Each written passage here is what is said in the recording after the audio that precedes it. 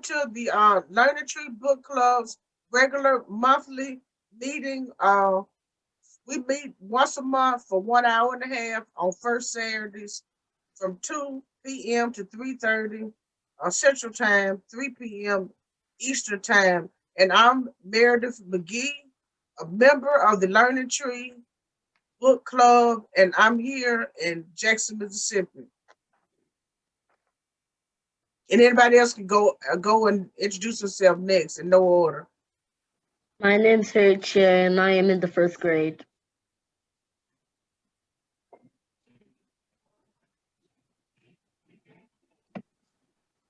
I'm Lynette Stafford and I live in Greenville. Thank you. My name is Alice Walker and I am a writer, a poet, and a life coach, and I live in Jackson, Mississippi. My name is Hercia. My name is Hercia and I am in the first grade. Ella Lewis, a life coach. Savina Shonifer. I live in Jackson, Mississippi. I'm Mary Hardy and I live in Greenville, Mississippi. I am a writer and the owner of the book gallery, and I'm here today. Yeah, a loyal member. Okay, and who else? The children? Michelle, oh, go ahead. Hi, I'm Meredith. Meredith, and I am in third grade and I'm 9 years old.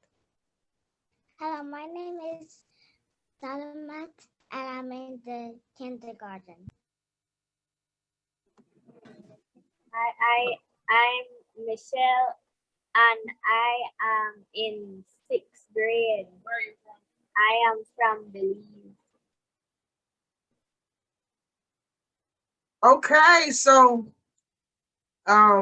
Mary Ann and her sister Celie are reading first, and then Michelle, and then Harry, and then all the adults will go. We'll let Alice go, and then the rest of us will go. And we read for 5 minutes, and then we ask questions, or either the person will give us a summary. Okay, Mary Ann, we ready, girl. Hold that book up.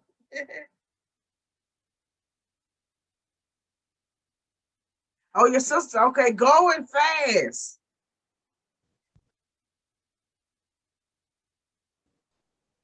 So I'm going to be reading Going Fast.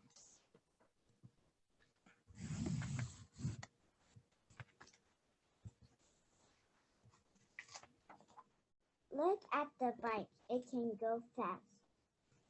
Look at the skateboard, it can go fast. The boy has a helmet and pads to be safe.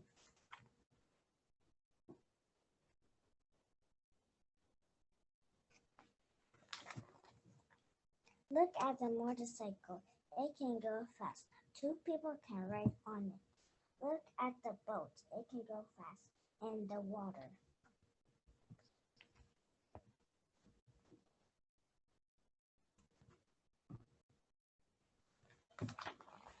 Look at the cars, they can go very fast. Look at the trucks, trucks can go very fast too. Big trucks go fast on the big roads.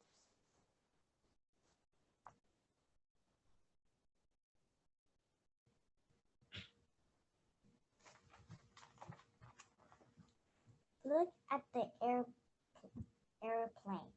It can go fast and it can go up, up, up. Look at the race cars. They can go fast. They can go around and around.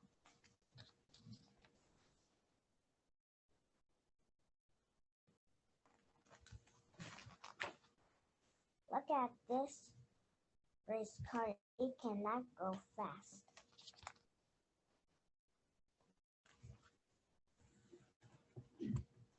That's the end.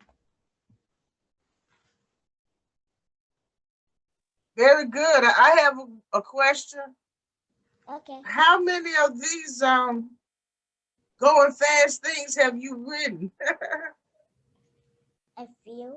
Can you ride a bike? You been on a plane? No. Okay, well, that was a good story. Any other questions? Give us a summary of why you like the book. Because I can read fast. Very good. Thank you. Okay, Miriam. Do you think you would like to drive a race car fast? Yes.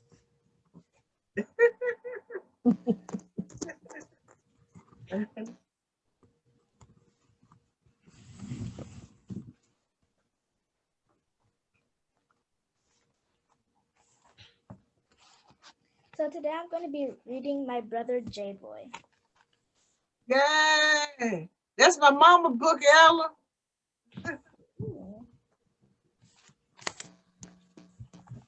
It's a story about James Harwood, Meredith, an American hero. Nell and her siblings grew up in the I already know how to pronounce it. Atala County, Kosciuszko.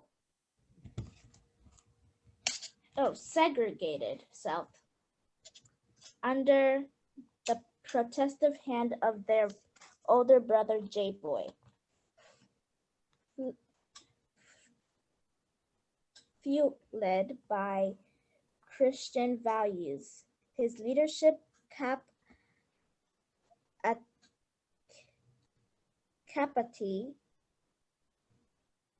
blossomed on the Meredith farm of Ritual Kosciuszko, Mississippi. Yeah, Kosciuszko. Okay, Kosciuszko, Mississippi, along with a little self-determination and vision to achieve full citizenship. J-Boy achieved greatness.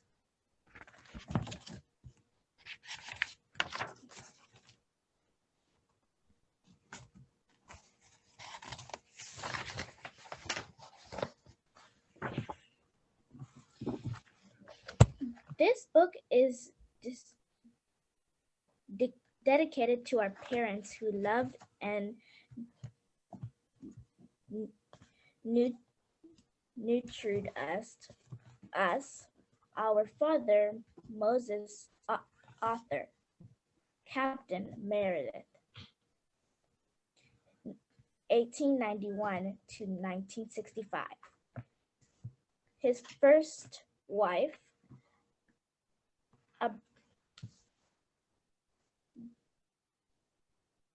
Barbara Nash, and his second wife, Roxy Merida Patterson, 1903 to 1986. I dedicate this book to memorize their legacy, which was characterized by honesty, integrity, and perseverance.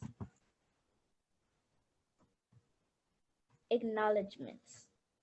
I wish to thank Miss Dorothy Mays, a retired elementary school teacher in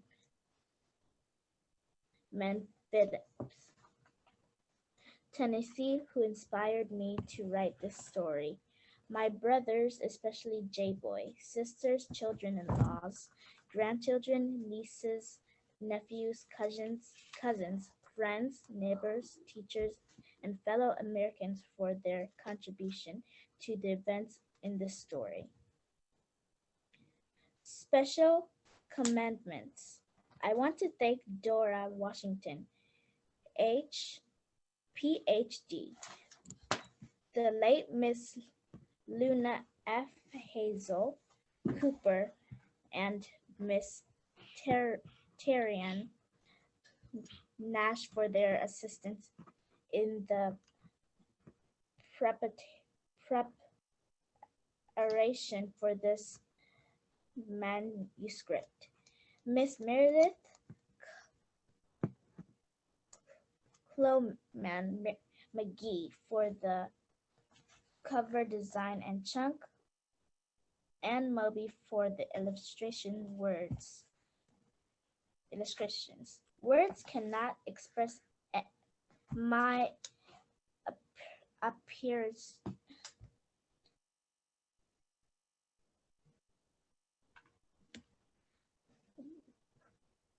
Appreciation for the many listening ears, including, but not limited to, Miss Darlene G. Russell, Miss Dorothy T. Stewart, Miss McKenna.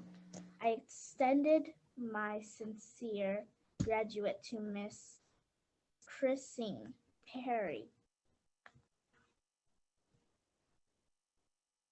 Miss Georgia Corin, Miss Alinja Stewart, Miss Arthur Meredith, Miss Mary H.D., M.D., Linda Anderson, Ph.D., Dr. Mr. Arthur Anderson, Johnny McField, Gales, Mr. and Mrs. James, Alan Meredith, Miss Willie, May Gimmelor, and Miss Faye Stokes, and her late husband, Mr. Jamie L. Strooks, former president of Utica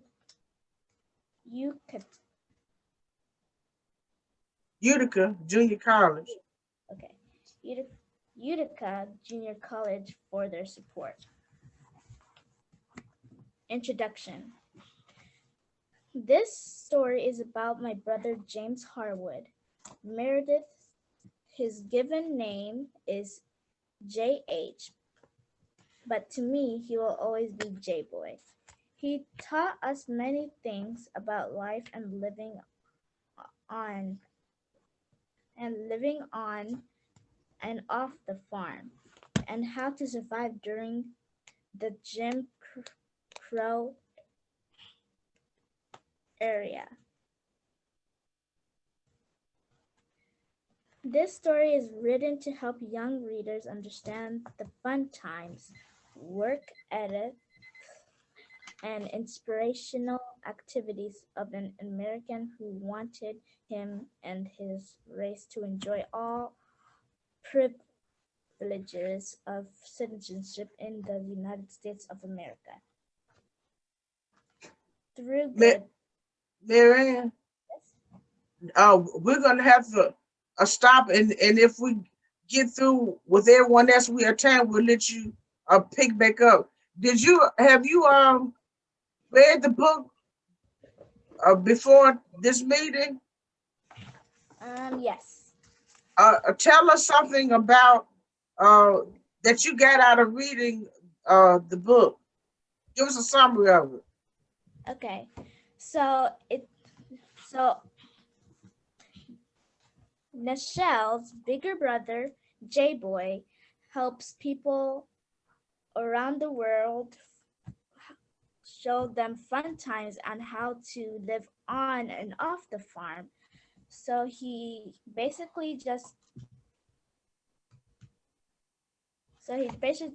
helps people understand certain things to be on a farm or off the farm. Okay, well, very good. Very good. And so, Michelle, what are you reading? Have you been reading since we saw you last, Michelle? I read this book. That's the history book. This book from last time that I read. Oh, hold it up and let us see it.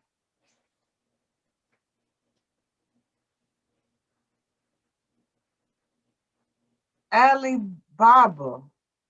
Okay.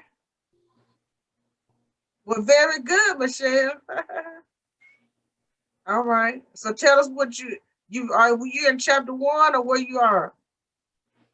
I'm going to read this. A strange treasure. Okay. Yes. Very good. Old John Crabtree was the owner of the biggest orchard in his part of the country. He was also the father of 3 strong but lazy sons. Old John looked after his fruit trees with very little help from his son. Every evening after his work, he would sit on a log and rest in the shade of his trees. Old John would gaze and gaze at the long rows of apple trees, pear trees, and plum trees. Then he would sigh to think that soon he would be too old to give them all the care they needed.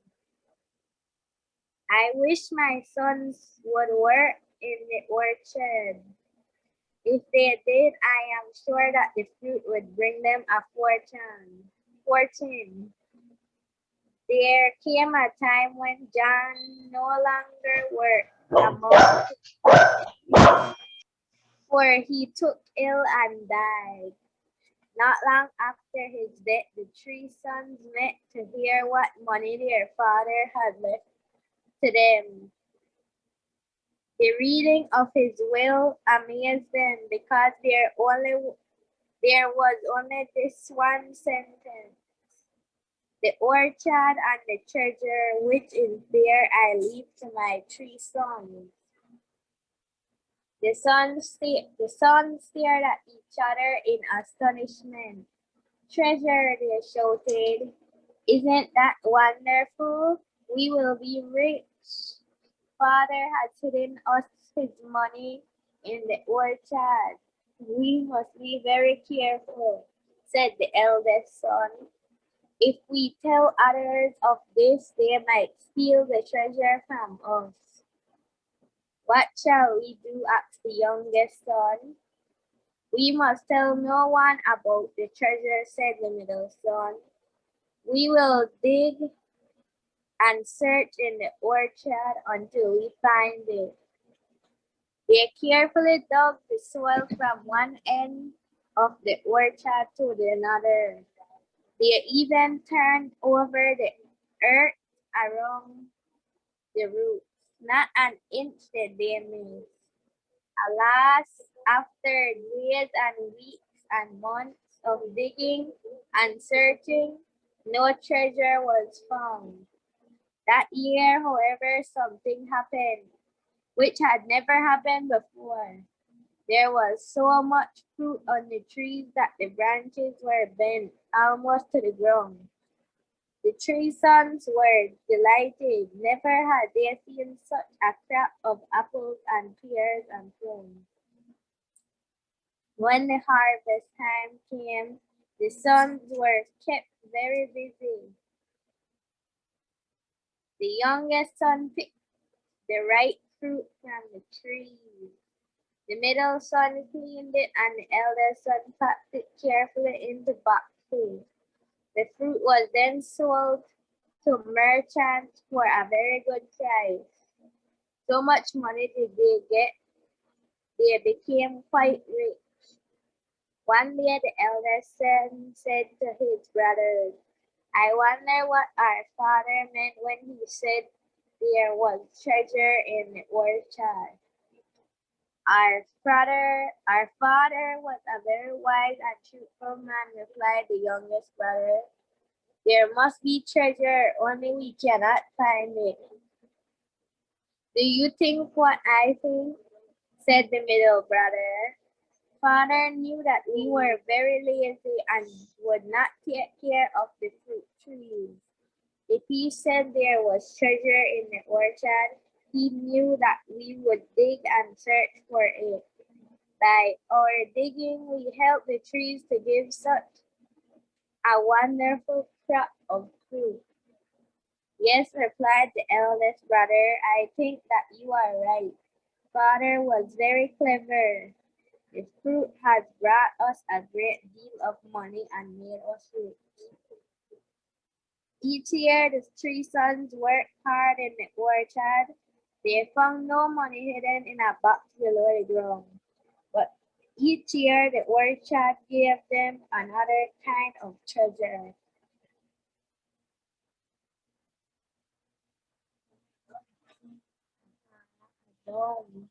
Okay, thank you, Michelle. So I just have one question. Where do I need to go to find the treasure?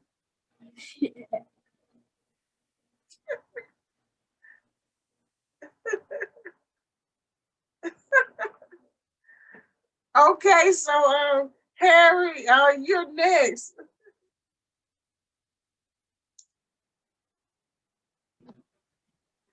Harry, you there? I'm reading this book, Frog in Space. Frog in space. Yes, sir. Okay.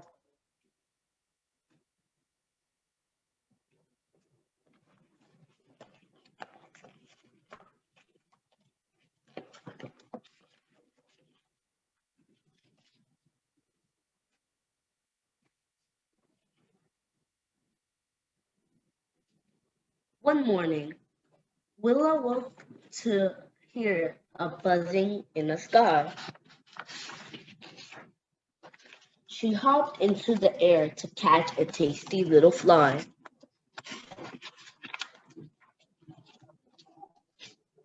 An alien family landed, needing water for their ship. An alien child came out. He took a little dip.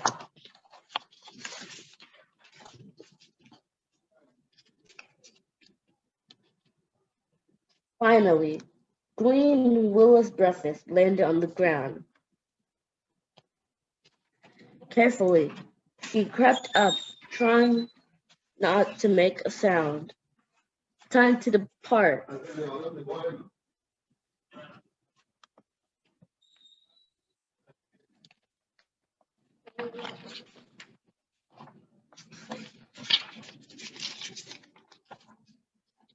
Flew up for takeoff.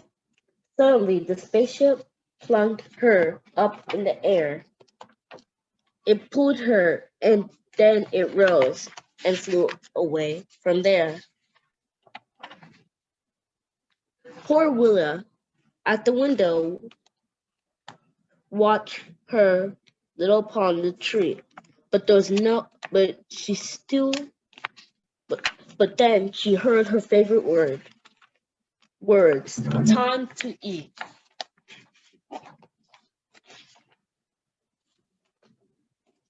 I fixed your favorite, Martin bugs, the alien mother said. Fresh earth water, but you can't eat until you take this helmet off your head. Eat. Pond water, anyone?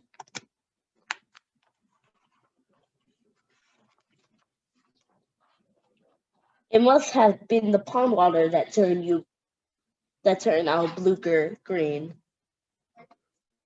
Just get some rest while we turn on Health OMAC machine.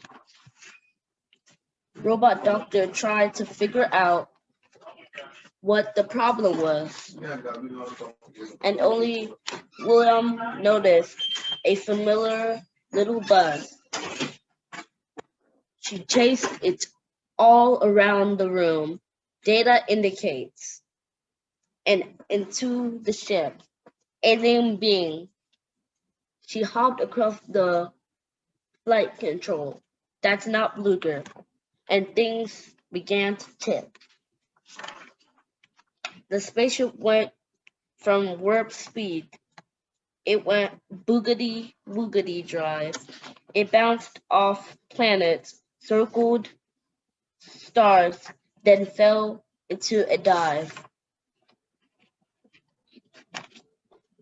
Green Willia grabbed the nearest thing and held on tight to it. The ship flew back the way it came. Her home rose into sight. Back at Miller's pond, poor Bluger hid inside a tree, but when he heard the sound, he knew. He hopped outside to see. Buzz. Overhead, the aliens booted Willa out the door. They picked up little Bluger and departed with a roar. Willa felt quite certain it had. Green Willa felt quite certain it had all been just a dream. No way had she gone up in space.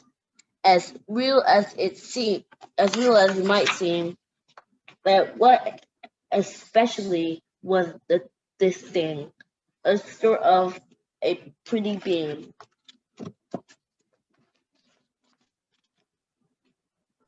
Thank you, Harry, for that wonderful story. Can you give us a summary of the story? Basically, it's a frog. And she was chasing a fly, but then she got mistaken to be an alien child, and then she was picked up by the aliens, and then she went to space, and then she made the spaceship come back, and then she thought it was a dream. Then she saw a laser right next to her, and then she started chasing the fly again. Oh, that was a cool story. Thank you so much for that. And I think the children have read, so we'll let our one of our new book club members. We done already claimed you. Know that, right? When you come, you be automatically a learning tree book club member. So the fabulous Alice Walker will read now. Yay! Okay, I'm going to read a short essay, and it's titled The Quilter. When I was a little girl, I used to watch my mama spend hours cutting small pieces of fabric from old clothing.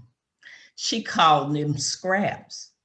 At that time, it made no sense to cut up old clothes. After all, scraps were leftovers that we threw out when we were finished eating. My mom wasn't the only one with this strange habit. Sometimes she and her friends would get together and spend hours cutting and talking. I remember one summer, my mom took my sister and me and to one of her aunt's house, and we stayed 2 days so she could help her with this strange habit. I should have known back then that this was something really important because my mom never allowed us to stay overnight away from home, and her staying was unheard of. Once they had cut their scraps into different shapes, they would do something really even stranger. They would start sewing them back together. They called this quilting. I do remember how happy the women seemed as they took 4 long poles and joined them together to form a rectangle. And then they placed their piece scraps on the rectangle and pulled it tightly. Next, they placed cotton batting on top of and tacked it with long needles. I wasn't sure at the time why all this was going on, but I made up in my mind that I was not at that young age that I was not going to be a person that went around cutting up small pieces of fabric left from old rags to make something new. I would simply go to the store and buy me a fresh new covering. That was over 40 years ago. And without knowing it at the time, I was learning lessons that would save my physical life and, most important, my spiritual soul. While at the time it seemed silly what they were doing, I now know they were not piecing scraps of fabric. They were piecing wisdom and knowing, and they were piecing wisdom that now cover me in the quilt called life. When I listened closely, I could hear them talk about their men, their children, how to keep a cake from falling, how to make tea from herbs and heal a pain. As the day got later, you would often hear them start to hum an old gospel song. I never heard words, just humming. Mama used to say, when you hum, the devil don't know what you're talking about. All of those quilters are gone now, but the lesson I learned from them, I hope to pass on to my children. Life is simple. It is our desire to figure it out that make it complicated. What those quilters knew was that no matter how old and tattered we feel, there is a piece worth saving. The journey of life can take you on some rough paths. Lovers and spouses will leave you, children will make you cry, and death come and take loved ones before we are ready to let them go.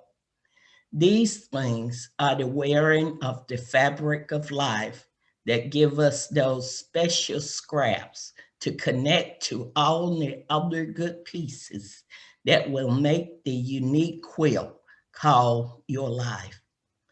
I also learned that it is good to have friends that will be there to help you put together what is left after a storm and make your life whole again. I learned that all women have some of the same concern: men, children, what to make for dinner, and how to keep the ones they love from pain.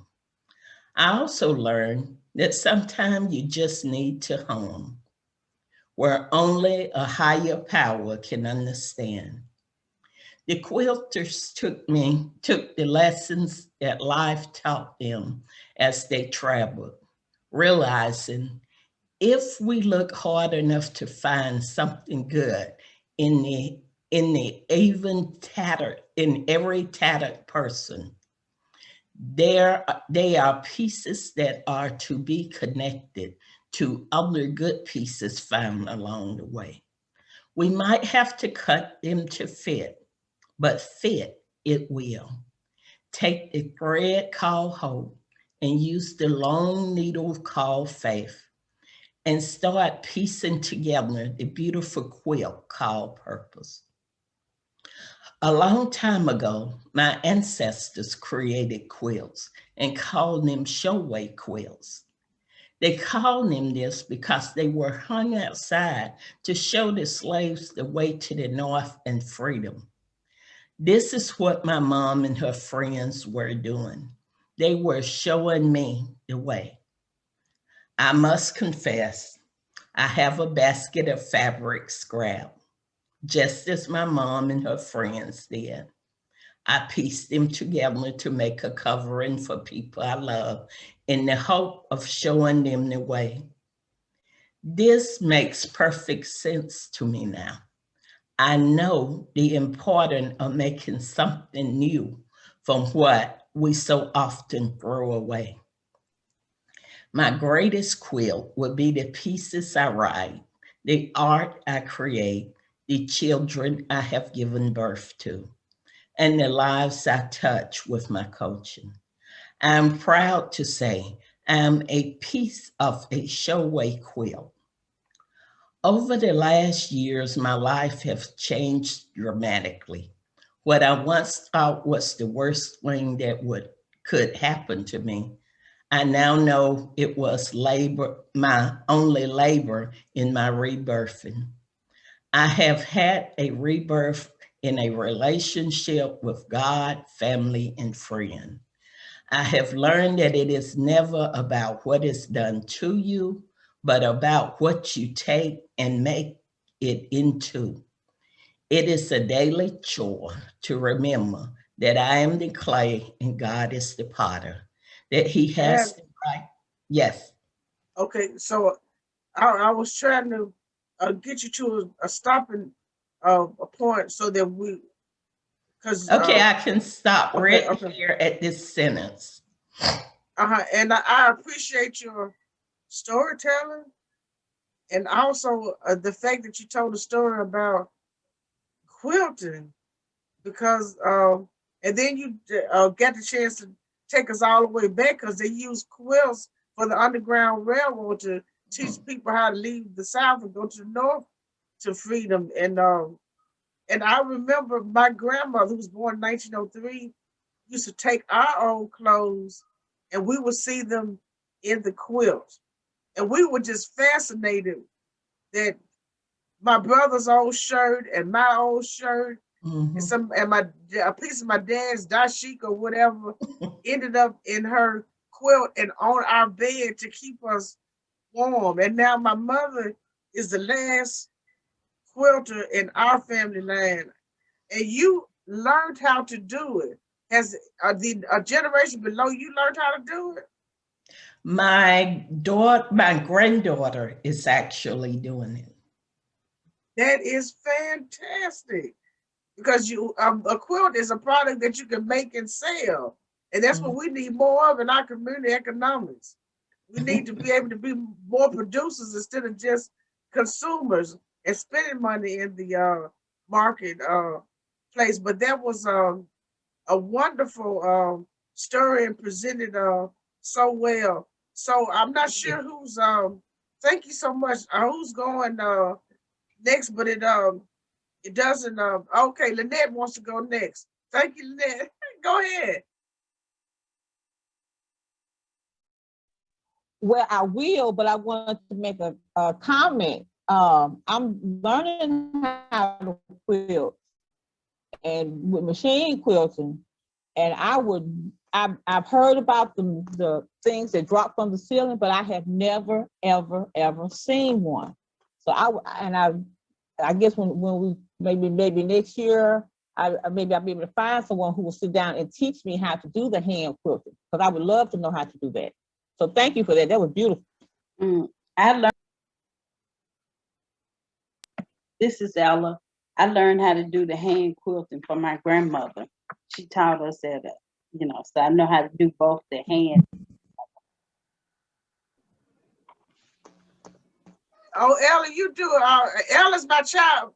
Well, I've known her since junior college. It was a long time ago. But anyway, Ella, so you know how to do hand quilting and know how to make one from a sewing machine? Yes. Does anybody in your next generation below you, have they learned the craft? My niece, How old is she she? likes doing it. My niece, she's 18. Oh, that's fabulous. Yeah. That's super fabulous. Okay. Wow. Are you reading now? Well, Oh, I'm learning. I'm not sure. Lynette, was you I gonna will. okay, who is that? Who said Oh, I that? can. Oh, Lynette is gonna go, and then Ella, you're free to go after her, and then the rest of us will go. Thank you. Okay, then. Because I'm doing quilting on Zoom classes now.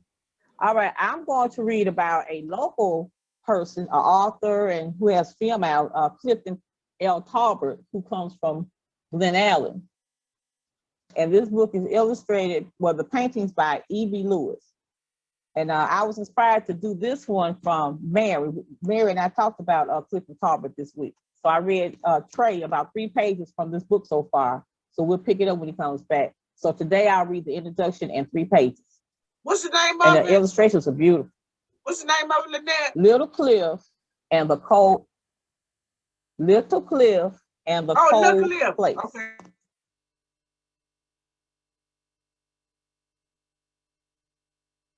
And he also writes adults for adults. Sleds pulled by dogs and houses made of snow. The Arctic seems like a wonderful place to live. Little Cliff can't wait to run home to tell Mama Pearl and Papa Joe his great idea of visiting the land of ice. As he waits for Papa Joe to come home, Little Cliff gathers the China berries he will give to the kids he'll meet there. What a day he and Papa Joe will have when they drive from Glen Allen, Mississippi, all the way to the Arctic. Of course, Papa Joe knows that the Arctic is much too far away, but he finds an ingenious way to bring the Arctic to Little Cliff. Clifford L. Tarver's heartwarming story and E.B. Lewis's exquisite light-filled paintings perfectly capture a child's perception of the world, one that readers will delight in visiting again and again. So I'm going to read the introduction and I read the introduction, I'm going to read 3 pages.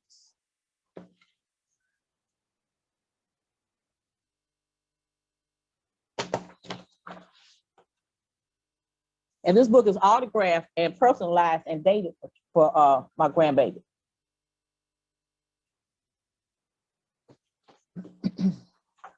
I've met Mr. Talbot several times. On the chalkboard in Little Cliff's school was a map of the world. Cliff loved to look at the map and hear about places far from Glen Allen, his small hometown. Until he had started school, Cliff thought the world ended in Greenville, Mississippi, the grandest place his Papa Joe had ever taken him. There, Little Cliff and Papa Joe would stand and watch the boats and barges make their way down the great Mississippi River. The water stretched as far as Cliff could see. It seemed to be the end of the world. So that's Little Cliff and Papa Joe standing at the Mississippi River.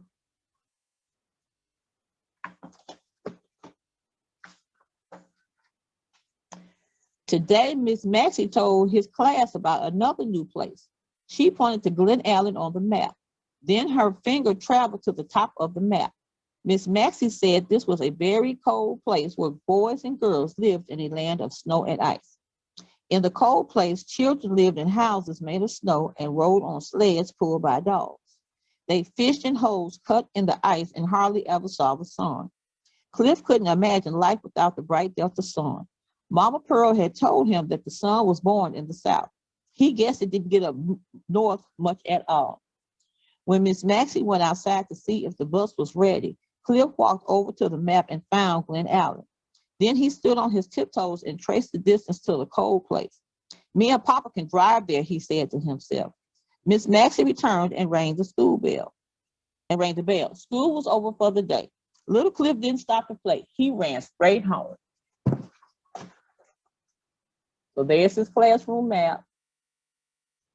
And there's Little Cliff daydreaming about meeting the boys and girls in the Arctic and taking China berries with him.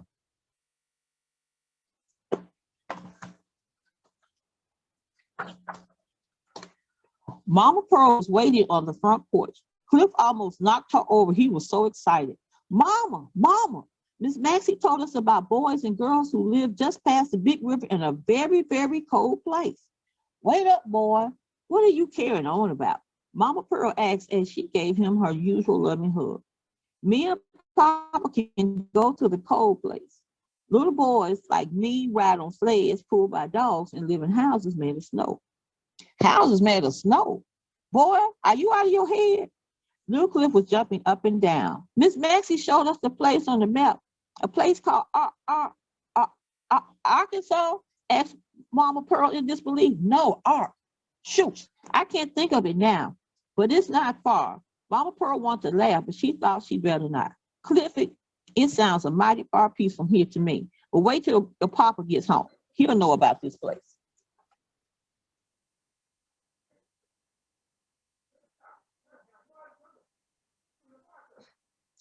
what year was this book set in? All right.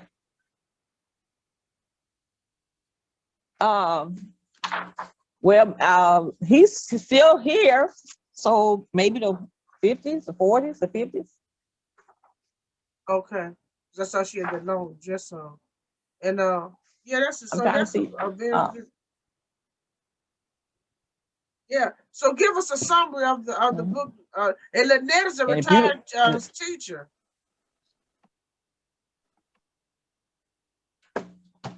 Well, he learned about a new place, so he wanted to go visit.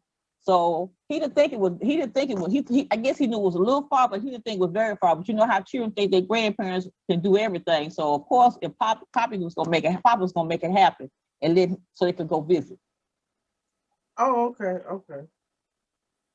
All right. Well, thanks a lot for that, Lynette. And who's I'm talking about in his imagination. I'm talking about in his imagination. Okay. Well, I think he's right. All right. And who's reading next? Oh, it's me, BB. Okay. Meredith. Okay. I got this here from it's n2y.com. It's a news2u.com. Okay. And the title of this is called Tulip Time Fest. And I thought this would be a good time because we see so many beautiful flowers, and this will let you know where tulips come from. Okay. A big tulip fest is in Holland, Michigan. This fest is named Tulip Time Fest. Tulip Time Fest is each spring. Tulip Time is May 1st through May 9th of 2021. Tulips are very colorful. The colors can be red, pink, yellow, orange, purple, white. Many tulips bloom beside the street in Holland, Michigan. Many tulips are bloom in the garden too. One garden in Holland, Michigan is huge. More than 5 million tulips are bloomed there. Wow. Visitors come through the garden and they can see the tulips and other spring flowers.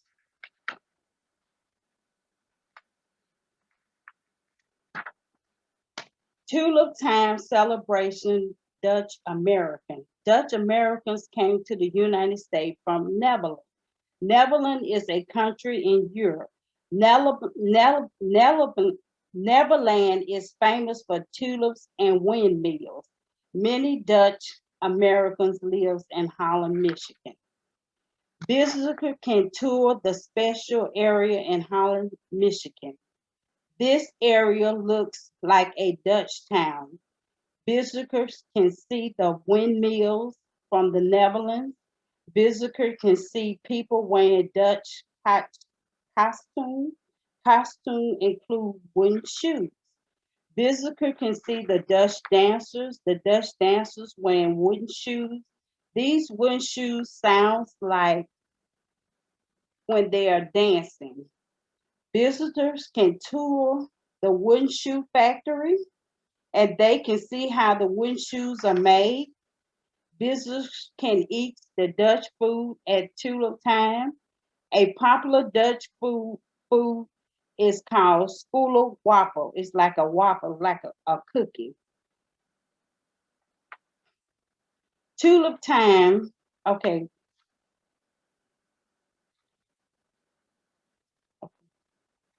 Tulip grows from a bulb. People plant bulbs in the fall, and then the tulip blooms in the spring. Okay, anybody have any questions about this? It's very short. It's just telling about the best in tulip time. I mean, tulips. I'd just like to make a comment that Sure. that reminded me of when we were in the military and we actually got to go to the Netherlands and see the tulips. So that was a nice memory. Thank you. Mm-hmm. Yeah, because I didn't know the Netherlands had that many tulips. When she mentioned the cookie, I get hungry. Yeah. Go ahead, Lynette. But the good part Now about the tulips, I'm from Detroit. Go ahead, Lynette.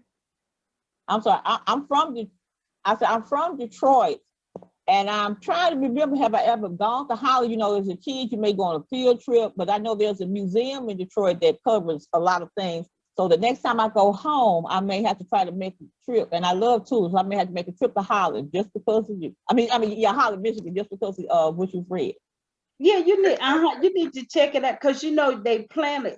It's amazing plant because it's planted in the winter month and you don't see it until the springtime because it's a bud.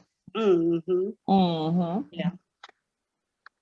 I'd like to make a comment. Thank you for that. Sure. Okay, it reminds, when you read that, it reminds me of my middle daughter.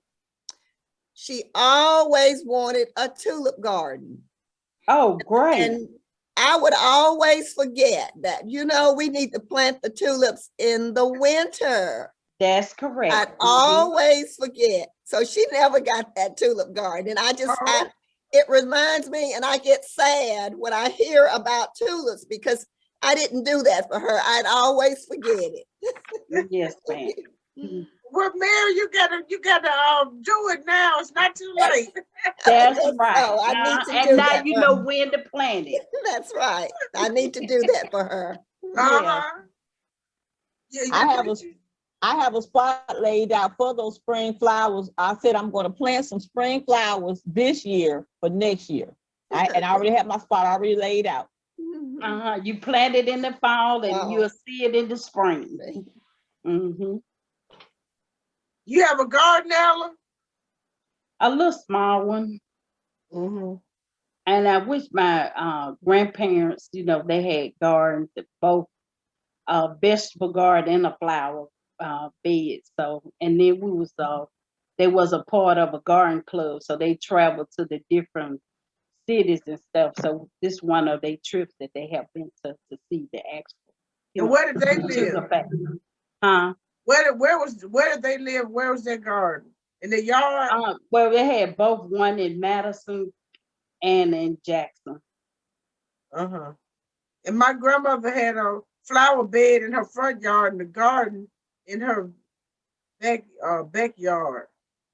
And I do them and we do it in pots because we don't do any digging, my husband and I. But that's just you children, you should try it. You got to plant something and watch it grow, even if you put it in a pot. I just planted my morning glories this morning. Oh, wow. Where did you plant it? In the pot or outside? Well, I started the seeds about 2 weeks ago in an egg carton. And then today I cleared the place for them out in my backyard. I'm going to plant them up against a fence. And I just love morning glories. So every year I try to get them planted. Some years I forget. Wow, this is great influence. I got to get busy. Okay, so I've planted corn. You planted the corn again this year, huh? No, ma'am, but I planted corn last year. Good for you. Sure did. You sure did. I saw it in the front yard. Okay, who's reading next? I will. Okay, so I am going to read 2 snippets from my book, Snippets of Truth. Okay, I'm going to read Old Bossy Gal. Old Bossy Gal was a stately animal. I'm not sure why she was given her name, but she was definitely the boss.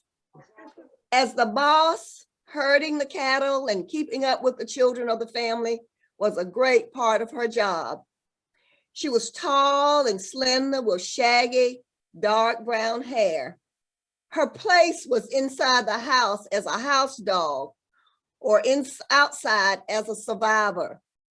She could adapt to either place. She was like a member of the family, a true family dog. Her masters were my aunt and uncle and their 6 children. She followed them everywhere, guarding them, even if they worked in the garden or in the fields at the edge of the farm. Old Bossy Gal was the boss. She would make every step her family made, wagging her tail all along, and would bark if protection was needed. She lived to be very old in dog years. Anyway, we were very sad when she died. It seemed as if we had lost a best friend, and we had. And the second piece is entitled My First Year of School. School has always been a joy for me, even in my first year. My mother had schooled me well. I could read and write even before I attended school, and my teacher thought this was exceptional.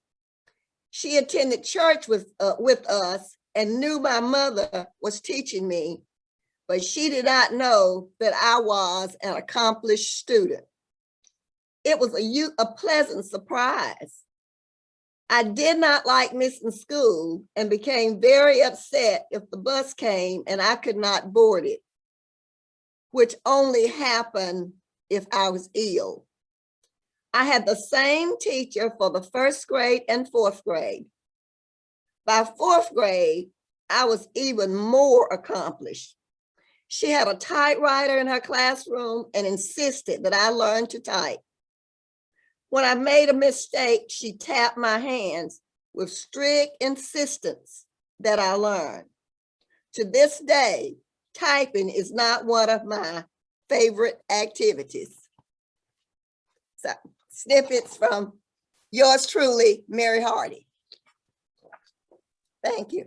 Thank you, Mary. I always enjoyed snippets. I have that book, but when you read different ones, it just the storytelling reminds you of so many different things. And I now remind again. So you was reading before you started 1st grade? Yes. Okay.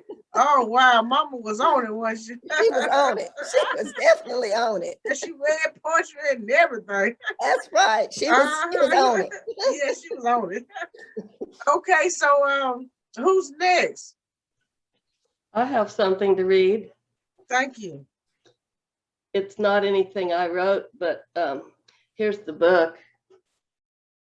It's called Building Consensus. It was published in 1992. It's the history of the passage of the Mississippi Education Reform Act of 1982. It's written by Andrew P. Mullins, who was Governor Winter's aide.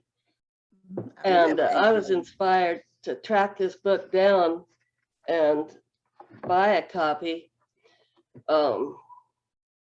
because of voting rights, because of the need to do the same thing in Mississippi about voting rights and voting access that Governor Winter accomplished with the passage of the Education Reform Act. So I'm just going to read a little snippet, very short. Elise Winter, who was Governor Winter's wife, said that her husband had long been a student of the art of compromise. She felt his knowledge of and belief in compromise sustained his optimism during some of the dispirited periods. She referred to a speech Winter delivered 2 decades earlier as illustrating his faith in compromise. Given in April 1962 at Center College in Kentucky, this speech was titled "In Defense of the Practical Politician." In it, Winter expressed sensitivity for the compromising legislator. This personal philosophy would benefit him immensely 2 decades later.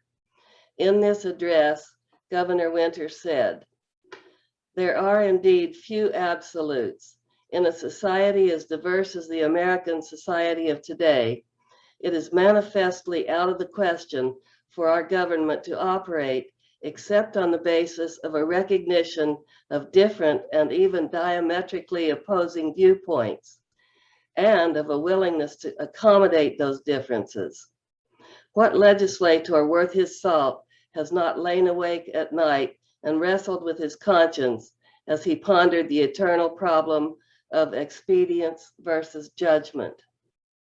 Whether we approach the subject from the point of view of issues or individuals, it seems we come quickly and inevitably to this conclusion, that compromise per se is not only not bad, but on the other hand, is as necessary as breathing.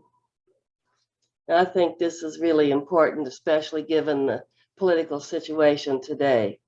So I'm trying to figure out what I can do to help build consensus in Mississippi around expanding access to voting rights.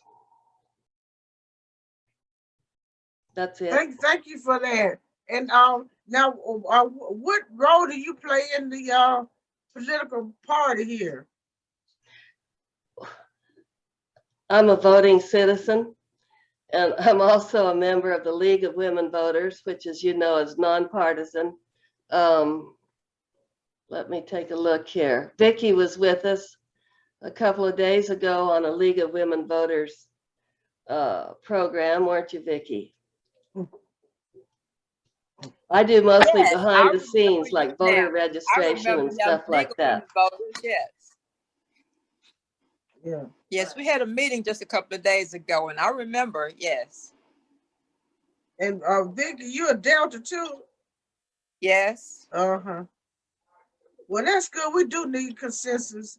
And anything that any citizen can do to make it better for the entire community is a hero or a shero.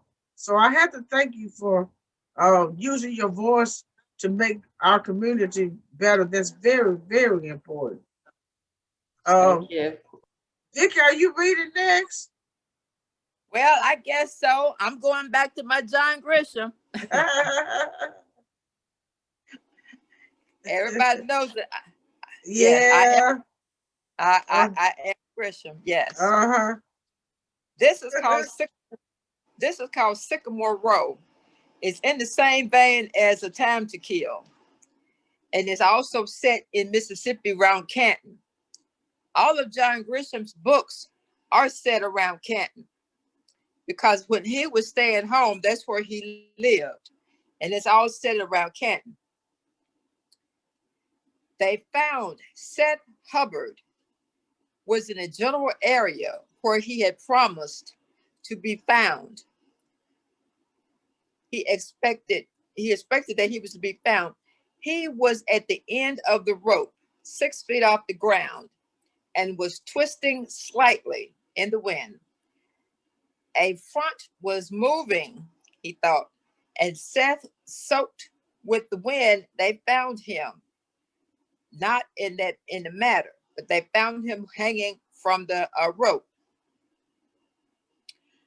Someone would point out that there was no mud on his shoes and the thicks below him.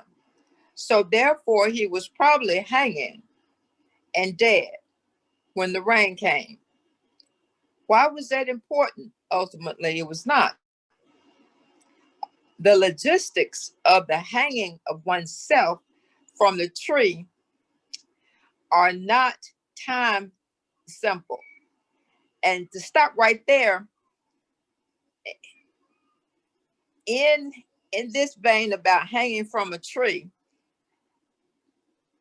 there was a young man found hanging from a tree here in Mississippi, down in Scott County, and it was in front of his girlfriend's yard, and they found him hanging from a tree.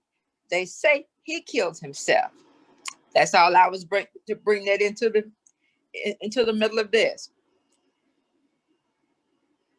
The logistics of hanging oneself from a tree is not that simple. Evidently, Seth thought of everything. Seth thought of everything. The rope was 3/4 inch braided, natural, manila of some age, and easily strong enough to handle Seth, who weighed 160 pounds. Earlier that month, the doctor had weighed him and found out he weighed 160 pounds. Later, employee in one of the Seth's factories would report she had seen her boss cut the 50-foot length from a spool a week before, using in such a dramatic fashion. And on one end, one was tied firmly, no lower than a branch.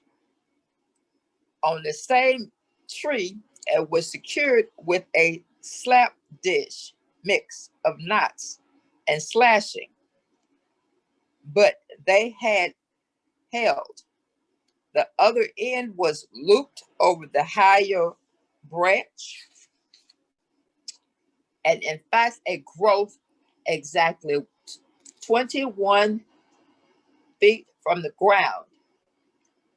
From there, it was felled in the feet, culminating a perfect hanging man's knot. One that Seth undoubtedly worked on for some time. The nose was straight. From the textbook were 13 coils designed to collapse, and the loop is designed to collapse. The loop under the pressures. A true hangman's knot slapped the neck and hanging from between the quicker and less painful, apparently. Seth had done his homework. Other than what was obvious, there was no sign of what the struggle was over. The 6-foot step ladder had been hanging from the side, was slanting beneathly nearby. Seth picked it up of the tree, flung the rope over it, and climbed up and held the ladder, adjusted the noose, and when any time he was just right, he kicked the ladder from underneath himself and fell. His hands were free and dangling under his neck. Hands were free and hanging near his pockets. That is as much as Seth in committing his suicide, and he hung himself. And this was set around Canton, Mississippi. And that's where they say he hung himself on a noose. What was his name? Pardon me? What was his name? His name was Seth Hubbard. Was that one of the movies? Did that story become one of his movies? Yes. No, it did not become one of his movies. Like okay, I said, what's the name of this book? This called Sycamore Row. Oh, okay. I have that book, but I haven't read it. Oh, but Lynette has a question or comment. Go ahead, Lynette. Yes. And I'm picking back up on my. I discovered John Grissom when I moved to Mississippi. Pardon me? I'm sorry. And I said I discovered John Grissom when I moved to Mississippi. But I want to let you know that Delta Center Stage is getting ready to put on A Time to Kill in June. That's what we were auditioning when we got shut down for the pandemic. So Delta Center Stage will present A Time to Kill in June, and I will get that information to you. Okay, where is this to be now? It's New Stage. No, she said Delta. No, Delta Delta Center State. Stage in Green. Delta, no, Delta, the local theater, Delta Center Stage in Greenville. Oh, okay. Yes. Pass the information to me, please. As you can tell, I do like John Grisham. Yes, she does. Yes, ma'am. I Well, believe this was a movie. I Sycamore know. Row was made into a movie. oh, she said it was made to Yeah, it's a Sycamore sequel to Row? A Time to Kill. Yes, I know Sycamore Row was A Time to Kill, yes. And a lot of other oh, his books were. okay. Okay, so I guess I'll be the last reader, but I wanted to tell you what I was reading for real before I read something else. I'm reading Sister Soldier. Has anybody read any of her books? She's a rapper from the 1990s. This is a gangster love story. This lady can write so well. I mean, she is so good. I'm just on page 106. I started last month, and I'm hoping the next time I see you, I'll be done read finish this one and at least two more. But anyway, I saw Richard Wright's daughter on a Zoom. Lynette, did you tell me about that? I saw it too. It was a wonderful program, wasn't I it? did. Oh my goodness! Yes. So I got the book, and he finished this book, I think, in 1961, but he couldn't find nobody would publish it. And so what I wanted to do was to read it to see how close our current world is to the world that he created with this novel last century. So I'm just gonna read the back cover and the front in one page. A splash of outrage surged in him, and he snatched backward, hurling himself away from them.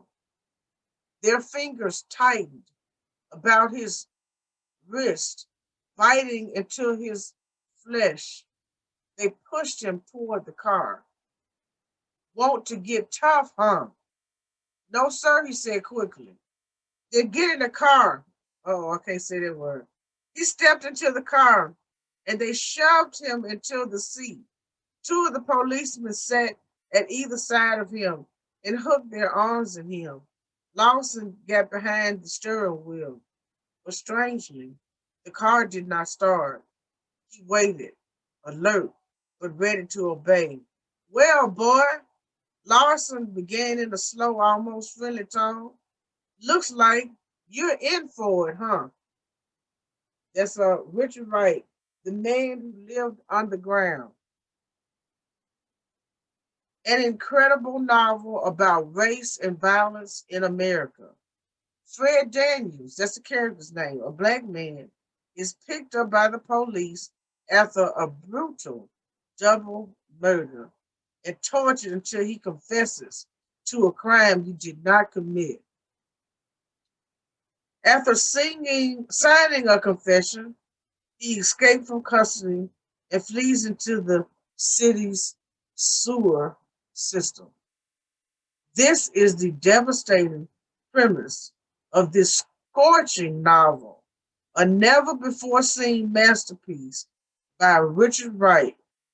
And by the way, you guys, Richard Wright was the first best-selling black novelist from the state of Mississippi.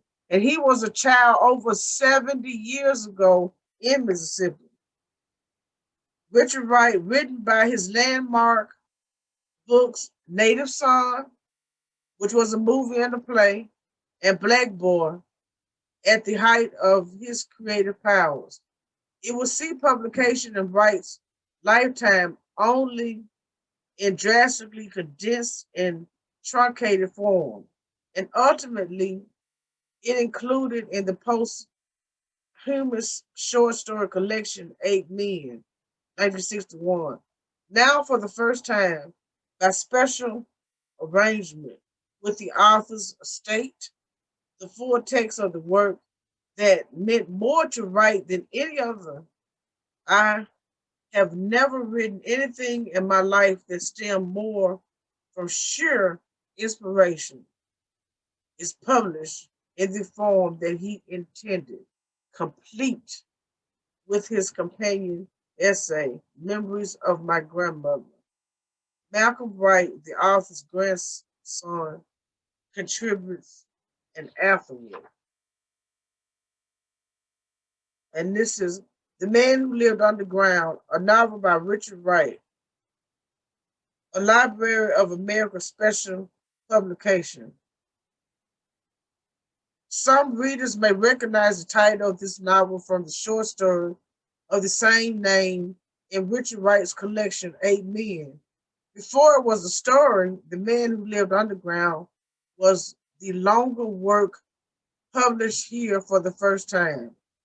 Recognizing the significance and artistic integrity of a novel as distinct from the mirrors of the story, the author's elder daughter, Julia Wright, reached out to the editors of Library of America, publisher of the unexpurgated text of Native Son and Black Boy, American Hunger, to see whether the novel length version might be published.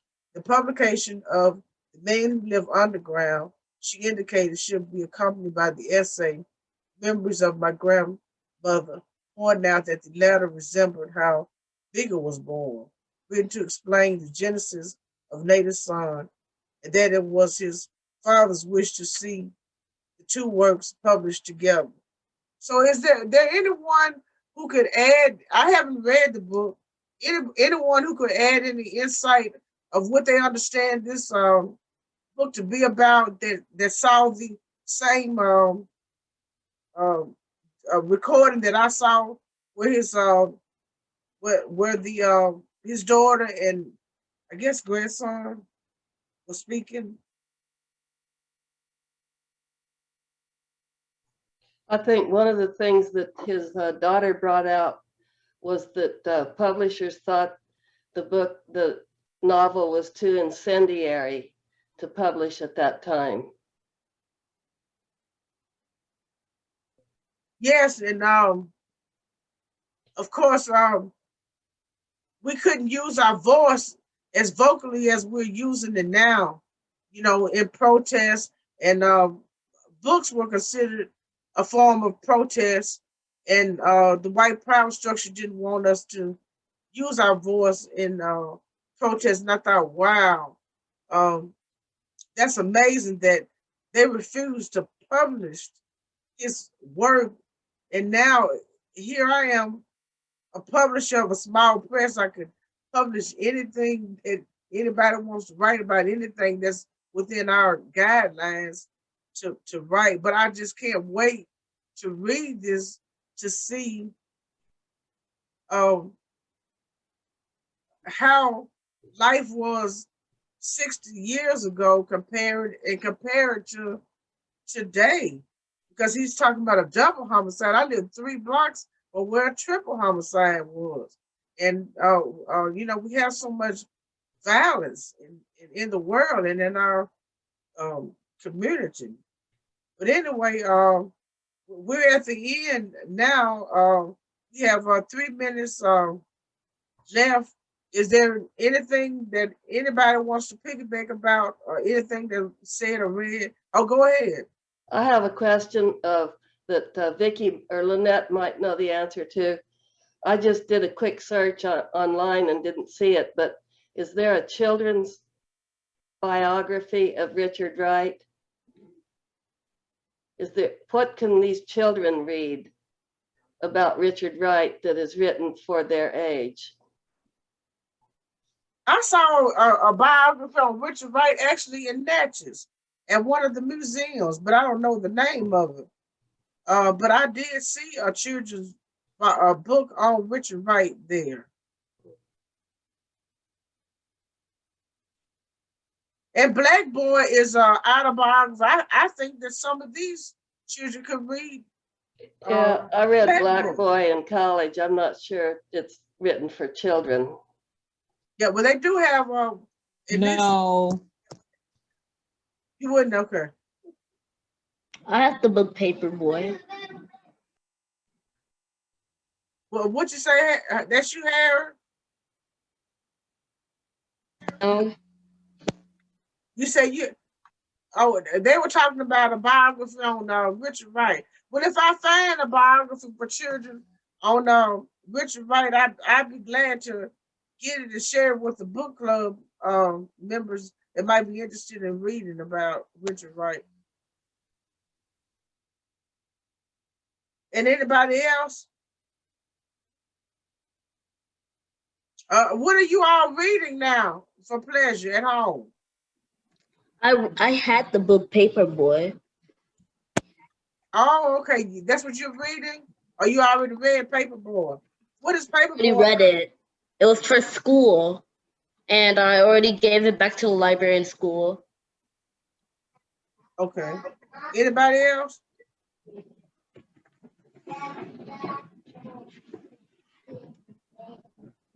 Go ahead, Lynette. I like to say I always encourage when our young people, and I would like to encourage you to continue to read for fun. And just like Little Cliff, reading can take you to a whole new world. And his papa took and created a world for him to help to stretch his and give him examples for his imagination. So you all continue to read. And build your vocabulary. If you do not know what the word is, stop and look it up. This is a book from my Amen. school. And you, Well, what you say, Harry? This book is from my school. Oh, yeah, that's from your school library? Yes, sir. How many books do you read a week for pleasure? A lot. Very good. What about you, Marianne? How many? You told me you read about 4 a month. What about you, Michelle? How many books you read in a month? I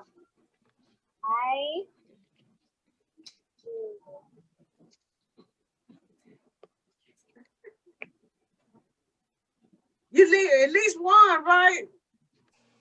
yeah. That's good. That's good. Yeah, I'm like you. Last month only one, but sometimes I try to do better. But I got to do. Some of us got to do better too. We will. Well, all right, you guys. It's a wrap, and thank you so much. And we look forward to seeing you next month, first Saturday, for 1.5 hours. Happy reading and have a wonderful rest of the day. All right, see you guys later.